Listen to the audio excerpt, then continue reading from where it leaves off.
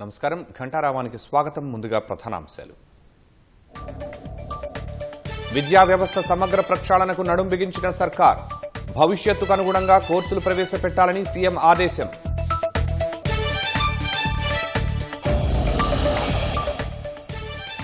కంచగచ్చిబౌలి భూములపై క్షేత్రస్థాయి వాస్తవాలతో అఫిడవిట్.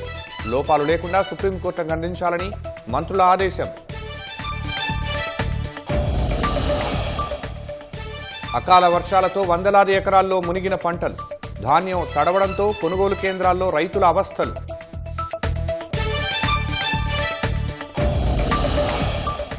సీతారాముల కళ్యాణం కోసం ముస్తాబైన భద్రాచలం. ఏర్పాట్లు పూర్తి. సాయంత్రం ఎదుర్కోళ్ల మహోత్సవం.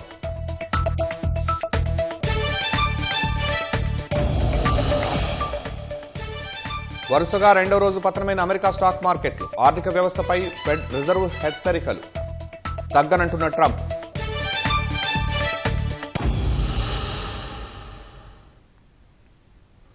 రాష్ట్రంలో ఉత్తమ విద్యా వ్యవస్థ ఏర్పాటు కోసం ఎంత ఖర్చైనా వెనుకాడబోమని ముఖ్యమంత్రి రేవంత్ రెడ్డి స్పష్టం చేశారు.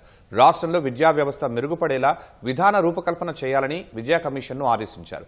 మార్కెట్లో డిమాండ్ ఉన్న కోర్సులకు విశ్వవిద్యాలయాలు ప్రాధాన్యం ఇవ్వాలని ఉపకులపతులకు సీఎం సూచించారు. ప్రొఫెసర్లకు పునరావాస కేంద్రాలుగా యూనివర్సిటీలను మార్చవద్దని స్పష్టం చేశారు.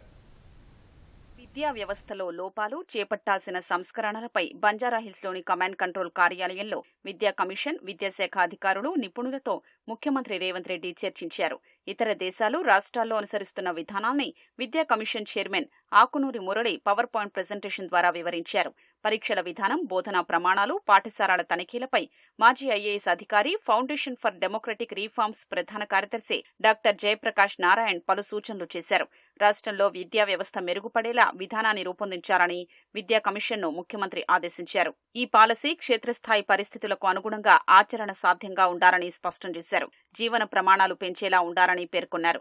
రాష్ట్ర ప్రభుత్వం విద్యకు ప్రాధాన్యమిస్తోందన్న సీఎం ఉత్తమ విద్యా వ్యవస్థ ఏర్పాటు కోసం ఎంత ఖర్చైనా వెనుకాడబోమని తెలిపారు. ప్రాథమిక విద్యను బలోపేతం చేస్తేనే ఉన్నత చదువుల్లో విద్యార్థులు మరింత రాణించగలరని తెలిపారు. అంగన్వాడీలు, ప్రాథమిక పాఠశాల స్థాయిలో తీసుకురావాల్సిన మార్పులపై మేధావులు, నిపుణులతో చర్చించి మెరుగైన పాలసీ రూపొందించాలని రేవంత్ రెడ్డి సూచించారు. వనరుల్ని సద్వినియోగం చేసుకుని విద్యా వ్యవస్థలో రాష్ట్రాన్ని అగ్రగామిలా నిలిపేలా సూచనలు తీసుకోవాలన్నారు. రాష్ట్రంలోని యూనివర్సిటీల్లో సమస్యలపై వైస్ ఛాన్సలర్లతోనూ సీఎం రేవంత్ రెడ్డి చర్చించారు. మార్కెట్లో డిమాండ్ ఉన్న కోర్సులకు విశ్వవిద్యాలయాలు ప్రాధాన్యమివ్వాలని సూచించారు. ప్రాధాన్యత లేని కోర్సుల్ని రద్దు చేసి కొత్తవి ప్రవేశపెట్టాలన్నారు. రద్దు చేసిన విభాగాల ప్రొఫెసర్లకు పరిపాలనా బాధ్యతలు అప్పగించాలన్నారు. ప్రొఫెసర్లకు పునరావాస కేంద్రాలుగా యూనివర్సిటీల్ని మార్చవద్దని ముఖ్యమంత్రి స్పష్టం చేశారు. గ్రామీణ పేద, మధ్యతరగతి విద్యార్థులకు భవిష్యత్తు కల్పించేలా విశ్వవిద్యాలయాల్లో బోధన ఉండాలని సీఎం తెలిపారు. యూనివర్సిటీల్లో సమస్యల పరిష్కారానికి ప్రభుత్వం సిద్ధంగా ఉందని, అవసరమైన నిధులు, భవనాలు, నియామకాలపై నివేదిక ఇవ్వాలని రేవంత్ రెడ్డి తెలిపారు. విద్యార్థులే కేంద్రంగా వర్సిటీలు పనిచేయాలన్నారు. ఈ సందర్భంగా వీరనారి చాకలి ఐలమ్మ మహిళా విశ్వవిద్యాలయం లోగోను సీఎం ఆవిష్కరించారు. కంచగచ్చిబౌలి భూములపై సుప్రీంకోర్టు కోరిన అంశాలపై క్షేత్రస్థాయి వాస్తవాలతో అఫిడవిట్ రూపొందించాలని మంత్రుల కమిటీ అధికారులను ఆదేశించింది. ప్రభుత్వం వైపు నుంచి ఎలాంటి లోపాలు లేకుండా చూడాలని, నిబంధనలకు విరుద్ధంగా ఏ పని చేయొద్దని మంత్రులు స్పష్టంగా చెప్పినట్లు తెలుస్తోంది. 16వ తేదీలోపు అఫిడవిట్ దాఖలు చేయాలన్న సుప్రీంకోర్టు ఆదేశాల నేపథ్యంలో కమిటీ సభ్యులైన భట్టి విక్రమార్క, శ్రీధర్ బాబు, పొంగులేటి శ్రీనివాసరెడ్డి సచివాలయంలో అధికారులతో సమావేశమై చర్చించారు. కంచగచ్చిబౌలిలో చెట్ల తొలగింపు అంశంపై సుప్రీంకోర్టు రాష్ట్ర ప్రభుత్వాన్ని ఆదేశించిన విషయాలను సీఎస్ వివరించినట్లు తెలిసింది. 2-3 రోజుల్లో అఫిడవిట్ సిద్ధం చేయాలని మంత్రులు సూచించారు. సర్వోన్నత న్యాయస్థానం అడిగిన అంశాలపై ఉన్నదున్నట్లుగా సమాచారం అందించాలని ఆదేశించారు. ఈ భూములకు సంబంధించిన వాస్తవాల్ని ప్రజా సంఘాలకు కూడా వివరించాలని వారు సూచించినట్లు సమాచారం. సన్నబియ్యం పంపిణీ ఖర్చులో మెజార్టీ వాటా రాష్ట్ర ప్రభుత్వానిదేనని మంత్రి ఉత్తమ్ కుమార్ రెడ్డి తెలిపారు. 65% రాష్ట్ర ప్రభుత్వం ఇస్తూ ఉండగా కేవలం 35% మాత్రమే కేంద్రానిదని, ఈ విషయంలో బీజేపీ అవాస్తవాలు మాట్లాడుతుందని మండిపడ్డారు. సూర్యాపేట 2వ వార్డులో సన్నబియ్యం లబ్ధిదారుడు పాలడుగు శ్రీనివాస్ ఇంట్లో లబ్ధిదారుడు కుటుంబంతో కలిసి మంత్రి ఉత్తమ్ భోజనం చేశారు. సన్నబియ్యం సరఫరాలో క్వాలిటీ, క్వాంటిటీకి అధిక ప్రాధాన్యం ఇస్తున్నామని, సరఫరాలో ఏమైనా లోపాలుంటే నేరుగా ఫిర్యాదు చేయొచ్చని మంత్రి స్పష్టం చేశారు. నేను చాలా సంతోషిస్తున్నా. మరి వెంకటయ్య గారు వారి కుటుంబ సభ్యులతో కూర్చొని భోజనం చేస్తున్నాం.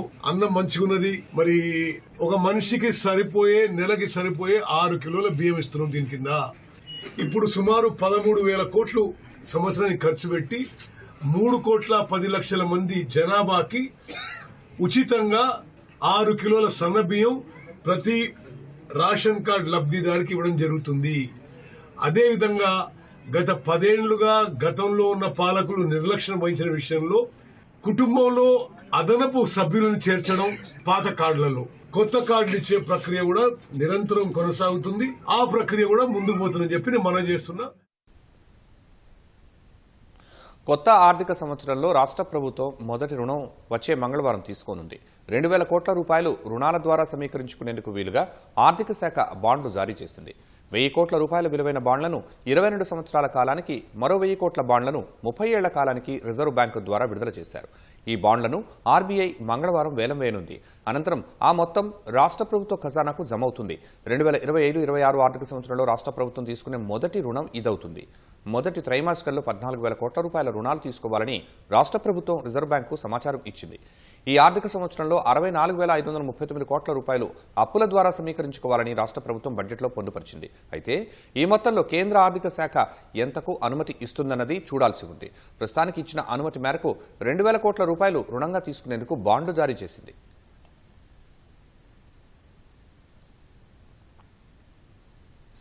ఎన్నో కష్టనష్టాలకు ఓర్చి పండించిన పంటను రైతులు కొనుగోలు కేంద్రాలకు తెస్తే అకాల వర్షాలు ఆగమాగం చేస్తున్నాయి. మొన్నటి వరకు భూగర్భ జలాలు అడుగంటి పొలానికి నీరు అందక అన్నదాతలు కంటి మీద కునుకు లేకుండా ఎన్నో భగీరథ ప్రయత్నాలు చేసి పంట పండిస్తే కొనుగోలు కేంద్రాల వద్ద నిరాశనే మిగులుతోంది. పంట కొనే దిక్కులేక అకాల వర్షాలకు తీవ్రంగా నష్టపోతున్నారు.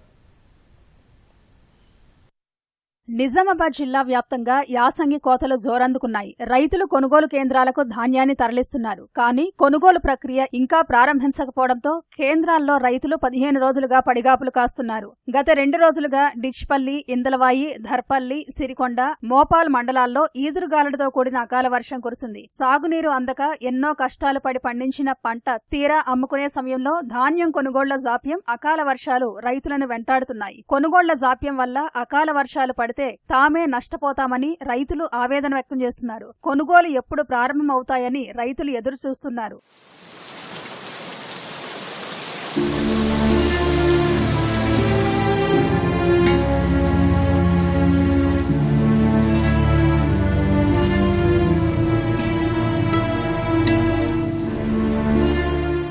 నీళ్ళు లేక బోర్లు పోయాక కొంతమంది బిగి 2 బిగాలు ఎండిపోయినాయి. కొంతమంది మిగిలింది కొత్తకచ్చి కళ్ళలో పోసుకుంటే ఈ పరిస్థితి అయింది. ఆనవాడి అంతా ఖరాబ్ అయిపోయింది. వారం 15 రోజులు అవుతుంది. రైతులు ఇక్కడ తెచ్చుకొని ఆరబెట్టుకొని కుప్పలు పోసుకున్నారు. కొంతమంది ఎండినాయి, కొంతమంది ఎండలేవు. గవర్నమెంట్ జల్దీ చర్య తీసుకొని కొనుగోలు కేంద్రాలను ప్రారంభిస్తే మా అన్నదాతలకు మేలు ఉంటుంది. ఇప్పుడు 3 దినాలు వేసినాం. 3 దినాలు వేస్తే అలా పారింది, ఎక్కడం ఎక్కడ వారింది. తిప్పలు వేసి పారించుకొని కోత కోసినాక తెచ్చినాక 15 రోజులే కొంచెం ఎండబెట్టినాం. రేపు ఎండుతుంది అనే వరకంటే అడ్లు 2 అడ్డు కింద పోయినాయి. ఎత్తలేదు ఏం లేదు, ఆశ లేదు. మాకు అంతా బాధ అవుతుంది. 2 అడ్లు పోయినాయి, రావు రాళ్ళలో పోయినాయి సారు. ఏం చేయాలి ఇప్పుడు? ఎత్తుకొస్తుందా? మన కొనుగోలు అనేది ఇంకా స్టార్ట్ కాలేదు. ఇంకా 15 డేస్ అయింది కొంతమంది రైతులు కోసి, ఇంకా కానీ కొనుగోలు ఇంకా స్టార్ట్ అవ్వలేదు. కొనుగోలు తొందరగా చేయాలని ప్రభుత్వాన్ని కోరుకుంటూ నష్టపరిహారం జరిగిన రైతులకు ఏమైనా ప్రభుత్వం సహాయపడాలని కోరుతున్నాం. మాకు తాతపత్రులు తీయలే, ఏమి ఇయ్యలే ఇప్పటికీ ఏ ప్రభుత్వం. ఇట్లా మస్తు బాధ అవుతుంది మాకు. అప్పుడు పారక ఇబ్బంది అయింది, వీడికి కళ్ళ మీద తెచ్చి ఇట్లా ఇబ్బంది పడుతున్నాం. వానలు ఉన్నాయంటారు, మరి వర్షాలకు తొందరగా ఉంటే ఇబ్బందులు కావు రైతులకు. ఆరుగాలం కష్టించి పండించిన మొక్కజొన్న పంట అమ్ముకుని సొమ్ము చేసుకుందామని మార్కెట్ యార్డుకు తీసుకొస్తే అకాల వర్షానికి తడిసి ముద్దయిన ఘటన వరంగల్ జిల్లా నెక్కొండలో చోటు చేసుకుంది. మండలంలో అకాల వర్షం కురవడంతో కష్టపడి పండించిన మొక్కజొన్న పంట అమ్ముకుందామని మార్కెట్ యార్డుకి తీసుకువస్తే వర్షానికి తడిసి ముద్దయింది. నిన్న సాయంత్రం 5 గంటల సమయంలో గంటపాటు కురిసిన భారీ వర్షానికి పంట నీళ్లపాలైంది. కొంతమంది రైతుల జొన్నలు వరదకు కొట్టుకుపోయాయి. ఏది ఏమైనా ప్రభుత్వం ప్రకటించిన మద్దతు ధరకు మొక్కజొన్నలను కొనుగోలు చేయాలని రైతులు వేడుకుంటున్నారు.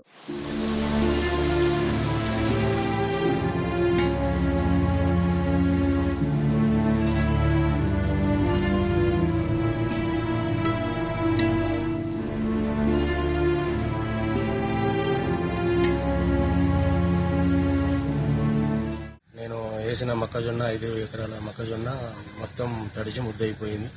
దీనివల్ల మాకు నష్టం బాగా జరగడం జరిగింది. దగ్గర దగ్గర 5 ఎకరాలు అంటే నేను మినిమం 2 లక్షలు వరకు ఖర్చు పెట్టుకున్నా. అది అప్పు తెచ్చి ఖర్చు పెట్టుకోవడం వల్ల ఈ మొత్తం తడిసిపోవడం వల్ల నా పరిస్థితి ఏంటి అనేది నాకు అర్థం కాదు. 5 ఎకరాలు సాగు చేసినారు. మినిమం మ్యాక్సిమం 2 లక్షల రూపాయలు పెట్టుబడి పెట్టినాం. లాస్ట్కి వచ్చి నోటి కాడికి వచ్చింది మొత్తం నీళ్ళ పాలైపోయింది. ఇప్పుడు మార్కెట్లో దీన్ని అమ్ముకుంటే కొనే పరిస్థితి లేదు. ఈ తడిసిన ధాన్యాన్ని ప్రభుత్వం ఏ మద్దతు ధర అయితే ఇచ్చిందో ఆ మద్దతు ధర ప్రకారం ఈ మార్కెట్లో ఉన్న తడిసిన ధాన్యాన్ని మొత్తం కొనుగోలు చేయాలని రైతుగా నేను కోరుకుంటున్నాను. ఇవాళ 4 ఎకరాలు పెట్టుబడి పెడితే ఒక 2 లక్షల రూపాయలు దాకా ఖర్చు వచ్చింది. ఇంత ఖర్చు పెట్టుబడి పెట్టినా కానీ ఆఖరికి వచ్చేసరికి పురుగు గూలీలు అవన్నీ కాంప్లెక్స్ ఇవన్నీ పెట్టుకుంటూ కూడా ఆఖరికి వచ్చేసరికి ఇప్పుడు చేతికొచ్చిన పంట వరద కొట్టుకుపోయింది. నాకు నా భార్య పిల్లలతో పాటు 4 వచ్చి ఇక్కడ పని చేసుకుని ఉన్నా కానీ పొద్దుంతా ఎండగొట్టింది. గంట సేపట్లో వర్షానికి వచ్చేసి మొత్తం ఎంత కష్టపడ్డా ఆఖరికి వచ్చేసరికి తడిసి ముద్దైపోయింది ధాన్యం మొత్తం. ఈ ఏడాది పత్తికి సరైన గిట్టుబాటు ధర లేక నష్టపోయామని, ఇప్పుడు నోటికొచ్చిన పంట నీటిపాలు కావడంతో దిక్కుతోచని పరిస్థితి నెలకొందని అన్నదాతలు బోరుమంటున్నారు. అకాల వర్షానికి హైదరాబాద్లో పెద్ద సంఖ్యలో విద్యుత్ స్తంభాలు నేలకొరగడంతో పాటు ట్రాన్స్ఫార్మర్లు దెబ్బతిన్నట్లు విద్యుత్ శాఖ ప్రకటించింది. చెట్లు కూలి కొమ్మలు విరిగిపడి 57 స్తంభాలు, 44 డిస్ట్రిబ్యూషన్ ట్రాన్స్ఫార్మర్లు దెబ్బతిన్నాయి. హైదరాబాద్ సెంట్రల్ సర్కిల్ పరిధిలో 7 డీటీఆర్లు, 23 పోల్స్, హైదరాబాద్ సౌత్ సర్కిల్ పరిధిలో 11 డీటీఆర్లు, 15 స్తంభాలు, సికింద్రాబాద్ సర్కిల్ పరిధిలో 5 డీటీఆర్లు, సరూర్ నగర్ సర్కిల్ 14 డీటీఆర్లు, 3 పోల్స్, హబ్సిగూడ 7 డీటీఆర్లు, 7 పోల్స్ దెబ్బతిన్నాయి. క్షేత్రస్థాయి సిబ్బంది తక్షణమే రంగంలోకి దిగి పరిస్థితిని సమీక్షించారు. అధికారులు సైతం ఫీల్డ్లో అందుబాటులో ఉంటూ పునరుద్ధరణ పనులు పర్యవేక్షిస్తున్నారు. వర్షం, ఈదురుగాలులు పనులకు ఆటంకం కల్పిస్తున్నా అధికారులు సిబ్బందిని సమన్వయం చేసుకుంటూ కరెంటు సరఫరాను పునరుద్ధరించారని సీఎండీ ముషర్రఫ్ ఫరూకీ తెలిపారు.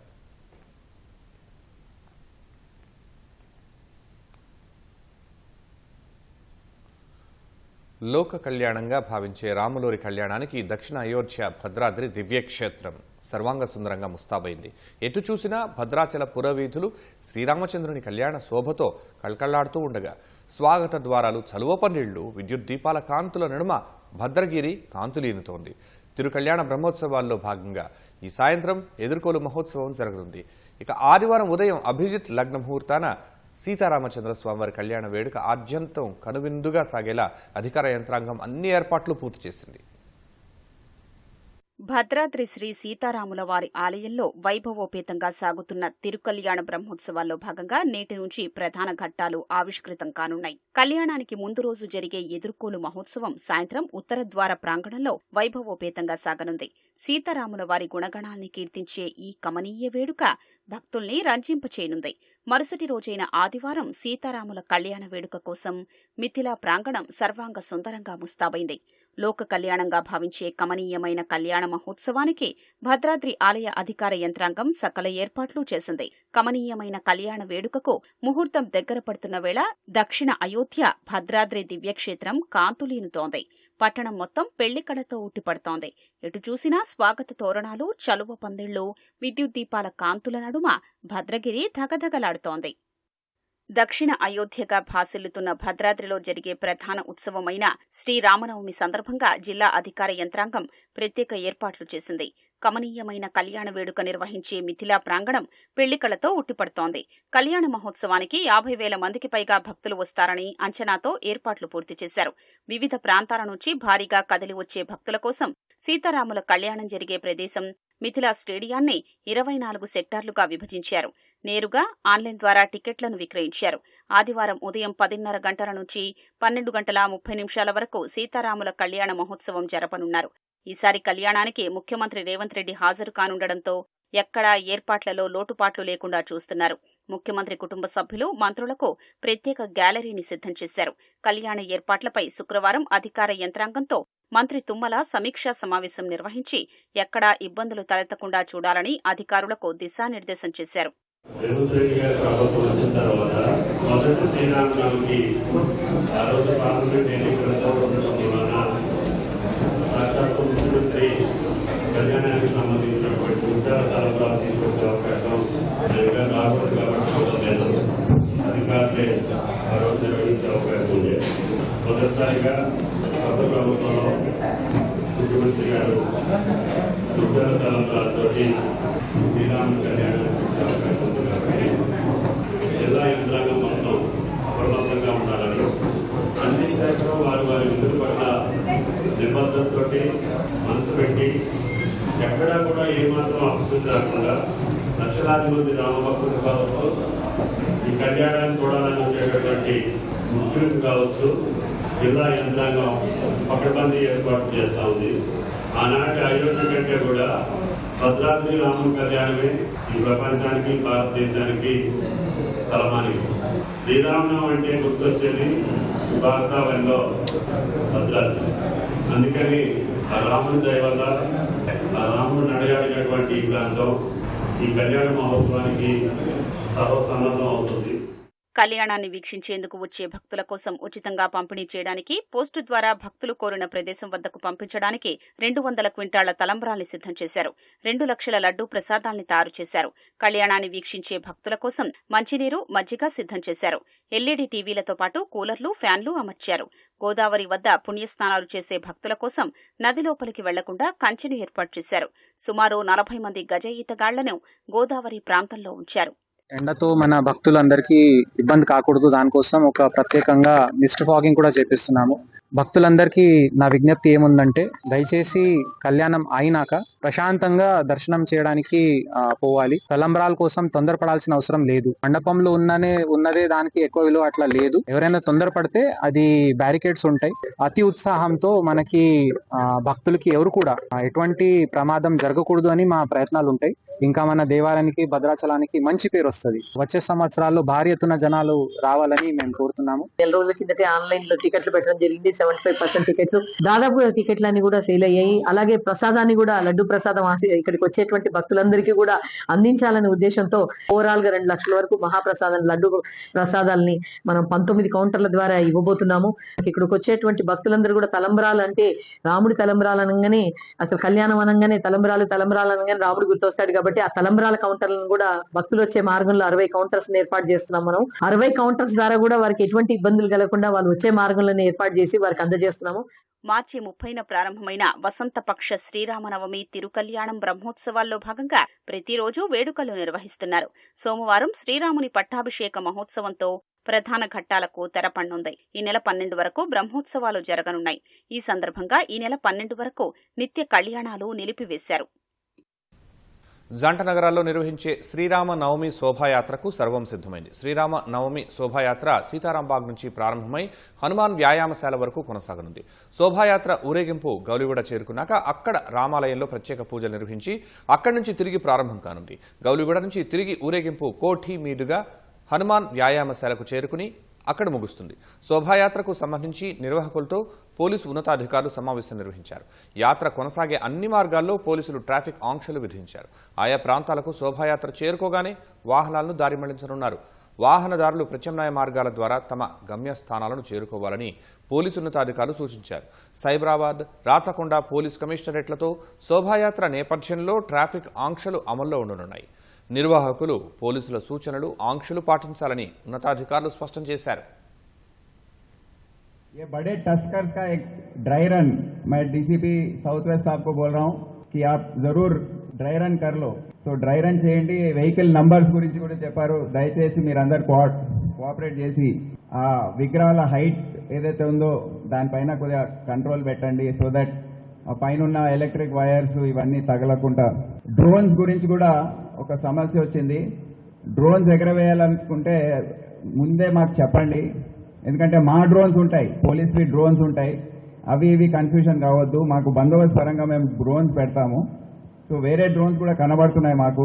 ఎవరైతే డ్రోన్స్ ఫ్లై చేయదలుచుకున్నారో పర్మిషన్ తీసుకోవాలి. అండ్ అది లోకల్ పోలీస్ వెరిఫై చేసి మీకు తెలియజేస్తుంది. హైదరాబాద్ కిషన్బాగ్లోని మురళీ మనోహర స్వామి ఆలయానికి చెందిన కోట్ల రూపాయల విలువైన స్థలాన్ని ఖాళీ చేయాలన్న దేవాదాయ శాఖ నోటీసులను హైకోర్టు సమర్థించింది. లీజులో జోక్యం చేసుకోరాదంటూ దాఖలు చేసిన పిటిషన్ను కొట్టివేస్తూ హైకోర్టు తీర్పు వెలువరించింది. బహదూర్పురాలోని మురళీ మనోహర స్వామి గుడికి చెందిన 3500 చదరపు గజాల స్థలాన్ని ఖాళీ చేయాలంటూ ఆలయ ఈవో 2021 ఫిబ్రవరిలో నోటీసు ఇచ్చింది. దీనిని గోపాల్ అనే వ్యక్తి హైకోర్టులో సవాల్ చేశారు. దీనిపై జస్టిస్ నగేష్ భీమపాక విచారణ చేపట్టారు. దేవాదాయ శాఖ నోటీసుపై పిటిషనర్ గతంలో హైకోర్టును ఆశ్రయించి లీజు రసీదులు మినహా ఎలాంటి పత్రాలు సమర్పించలేదని, న్యాయవాది వాదనలు వినిపించారు. దీంతో లీజును పొడిగింపు విజ్ఞప్తిని దేవాదాయ శాఖ సహాయ కమిషనర్ తిరస్కరించగా మళ్లీ మరో పిటిషన్ వేయటం చెల్లదన్నారు. వాదనలను విన్న న్యాయమూర్తి దేవాదాయ శాఖ చట్టం కింద ఆలయాల భూముల్లో తిష్ట వేయడానికి, వాటాలు కోరడానికి వీల్లేదంటూ పిటిషన్ను కొట్టేశారు. క్యాన్సర్ జయించడంలో పరిశోధనలు కీలక పాత్ర పోషిస్తాయని ప్రముఖ నటుడు బసవతారకం ఇండో అమెరికన్ క్యాన్సర్ ఆసుపత్రి చైర్మన్ నందమూరి బాలకృష్ణ అన్నారు. ప్రపంచ స్థాయి ప్రమాణాలతో ప్రజలకు అందుబాటులో సరైన వైద్యాన్ని అందించడమే లక్ష్యంగా బసవతారకం ఆసుపత్రి సేవలు అందిస్తోందని తెలిపారు. ప్రవాసాంధ్రులు డాక్టర్ రాఘవేంద్ర ప్రసాద్ కళ్యాణ్లో 10 కోట్ల రూపాయలతో ఏర్పాటు చేసిన క్యాన్సర్ ప్రత్యేక పరిశోధన అభివృద్ధి కేంద్రాన్ని లాంఛనంగా ప్రారంభించారు. ప్రొఫెసర్ డాక్టర్ కె శ్రీనాథరెడ్డి ముఖ్య అతిథిగా హాజరై పూజా కార్యక్రమాలతో పరిశోధన అభివృద్ధి కేంద్రాన్ని ప్రారంభించారు. అనంతరం పరిశోధన కేంద్రంలోని సౌకర్యాలను, వసతులను పరిశీలించారు. ఈ కేంద్రానికి ప్రసాద్ క్యాన్సర్ రీసెర్చ్ సెంటర్గా నామకరణం చేశారు. బసవతారకం ఆసుపత్రి 25 ఏళ్లు పూర్తి చేసుకున్న వేళ ఇలాంటి అత్యాధునిక సౌకర్యాలతో పరిశోధన కేంద్రాన్ని ప్రారంభించడం ఆనందంగా ఉందన్నారు. Inauguration of this research and the inauguration of this research and development center represents our next big step, an initiative that embodies our mission to innovate, advance and make cancer care more affordable and accessible. Research is the key to winning the battle against cancer. Through this center, we aim to explore new frontiers, develop cost-effective treatments and make groundbreaking discoveries that will save lives and bring hopes to millions.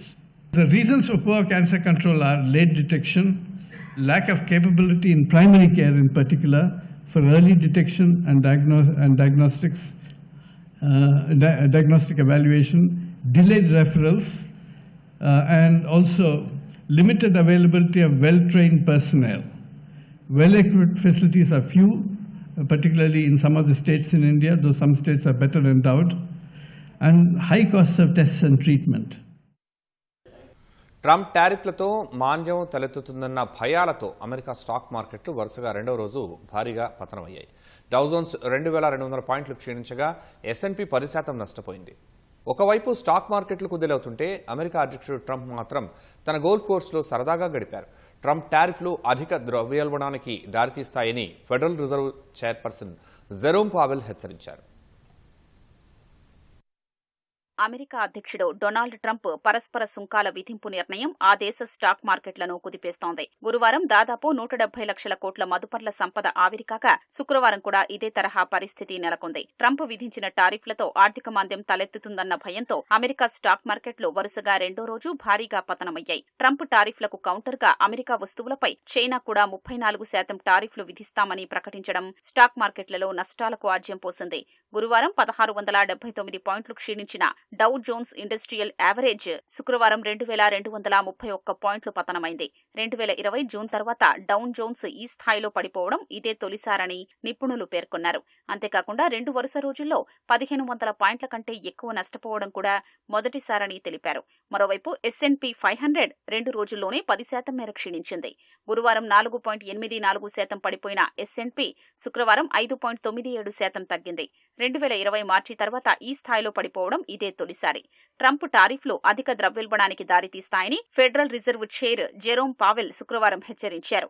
America ఆర్థిక వ్యవస్థ వృద్ధి నెమ్మదిస్తుందని పేర్కొన్నారు. ఒకవైపు stock మార్కెట్ల పతనం కొనసాగుతున్నప్పటికీ తన టారిఫ్ల నిర్ణయం మారదని Trump స్పష్టం చేశారు. శుక్రవారం ఫ్లోరిడాలోని తన గోల్ఫ్ కోర్సులో రోజంతా ఆటాడుతూ గడిపారు. ధనవంతులం కావడానికి ఇది గొప్ప సమయమని ట్రంప్ తన సామాజిక మాధ్యమ ఖాతాల్లో పోస్ట్ చేశారు.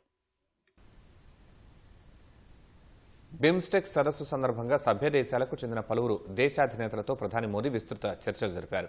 ప్రజాస్వామ్య ప్రక్రియలను బలోపేతం చేయాలని ఈ సందర్భంగా పిలుపునిచ్చారు. బంగ్లాదేశ్ ప్రధాన సలహాదారు మెహమూద్ యూనుస్తో సమావేశమైన మోదీ ఆ దేశంలో మైనార్టీలు సహా హిందువుల భద్రతపై ఆందోళన వ్యక్తం చేశారు. బంగ్లాదేశ్ నుంచి అక్రమ చొరబాట్లను నియంత్రించాలని, అందుకు సంబంధించిన చట్టాన్ని కఠినతరం చేయాలని కోరారు. అనంతరం మయన్మార్ సైనిక ప్రభుత్వ అధినేత జనరల్ మిన్ ఆంగ్ హ్లాయింగ్తో మోదీ భేటీ అయ్యారు. భారీ భూకంప తాకిడికి దెబ్బతిన్న మయన్మార్ను ఆదుకునేందుకు భారత్ సిద్ధంగా ఉందని హామీ ఇచ్చారు.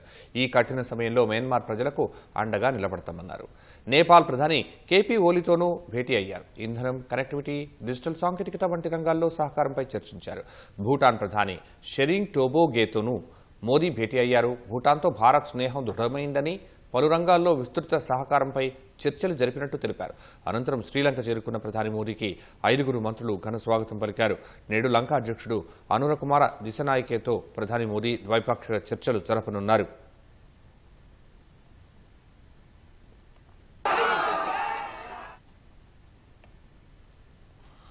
హైదరాబాద్లో నూతనంగా పెయింటింగ్ మొదలుపెట్టే వారికి, లేదంటే పెయింటింగ్స్ ఎక్కడ కొనాలో తెలియని వారికి ఇండియన్ ఆర్ట్ ఫెస్టివల్ ఒక మంచి వేదిక అని నిర్వాహకుడు రాజేందర్ పాటిల్ తెలిపారు.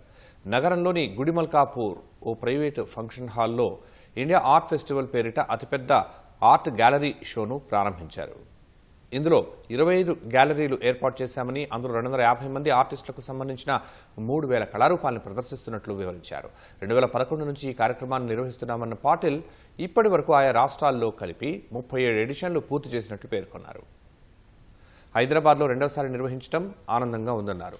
ఇందులో ఒక్కో పెయింటింగ్ విలువ 10,000 నుంచి మొదలుకుని 5 లక్షల వరకు ఉంటుందని కళాకారులు తెలిపారు. ఈ ఎక్స్పో రేపటితో ముగియనుంది.